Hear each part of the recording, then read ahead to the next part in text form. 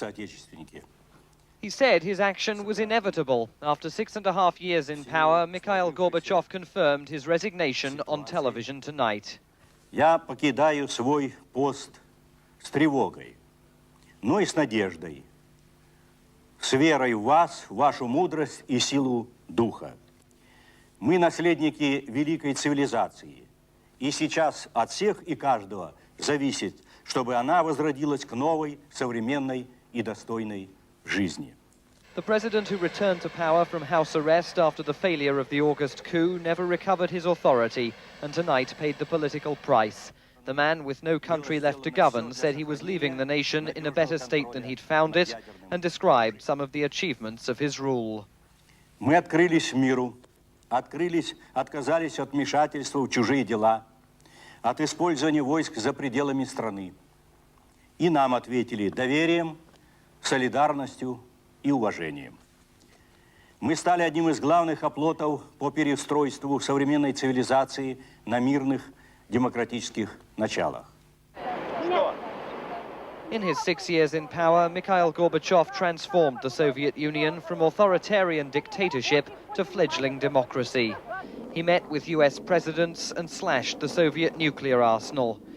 He allowed the Berlin Wall to fall and presided over the end of the Cold War and the start of warmer relations with the West.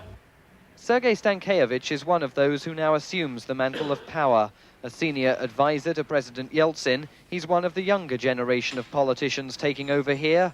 Though often opposing Gorbachev during the past 12 months, he says without the policies of glasnost and perestroika, he wouldn't have been able to express his political voice at all. He gave us a chance. He gave us a possibility to express ourselves, to be real and active politicians, to insist upon our democratic principles against totalitarian regime. And I'm absolutely sure that without Gorbachev, our communist totalitarian dictatorship can persist for 10 or 15 years more. And our life maybe can be lost.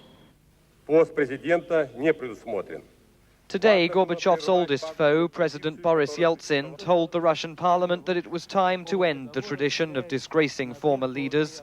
He said even after tonight's resignation, Mijaíl Gorbachev would continue to contribute to the political life of the nation. Some Russian politicians believe that Gorbachev's contributions won't have the impact they used to. Each politician has quite a short period of time for his most effective activity. President Gorbachev, unfortunately, acted as if he has endless future, and he didn't notice that his time is over. I think that it is his personal tragedy. In Moscow, where the Russian Orthodox Church doesn't celebrate Christmas until January the 7th, it was just another day today. Some Muscovites chose to get a New Year haircut in one of the city's beauty salons and expressed differing views about the outgoing president, a man often described as more popular abroad than he is at home. Мне кажется, с приходом Михаила Сергеевича жизнь стала как-то хуже. Ну, если дальше дела пойдут хуже, то о нем будут вспоминать хорошо. А если пойдут лучше, я думаю, о нем тоже следует вспоминать хорошо, потому что все, что происходит и будет происходить, начал все-таки это он. И в том его заслуга и перед человеком, и перед историей. Я не огорчен, я ни то и ни другое, потому что я не знаю, что следующее сделает. Если он сделает лучше, так это дай бог, как говорят. Ну, а так сказать трудно, конечно.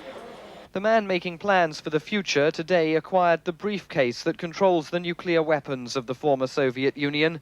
President Yeltsin says he'll only use them once he's consulted with other Commonwealth leaders who have nuclear weapons on their soil. Former Soviet Foreign Minister Alexander Besmetnik thinks the nuclear issue already threatens the very existence of the Commonwealth. He says member states may not fulfill their promise to destroy all weapons outside Russia. What I'm most concerned about is the fact that the nuclear weapons on their territories may become the part of the domestic situation.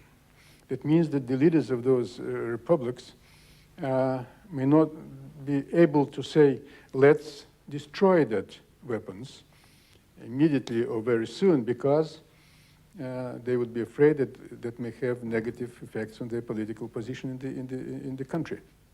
While new problems emerge, tonight in Red Square, the symbol of the old administration was removed. The red flag was lowered from the Kremlin, replaced by the Russian banner, at the very moment Mijaíl Gorbachev officially became the 8th and last leader of the Soviet Union.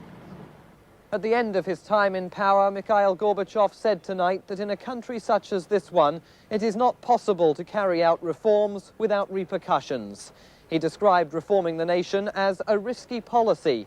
President Yeltsin now inherits the reform process here, and the risks as well. For World Monitor, I'm Simon Marks in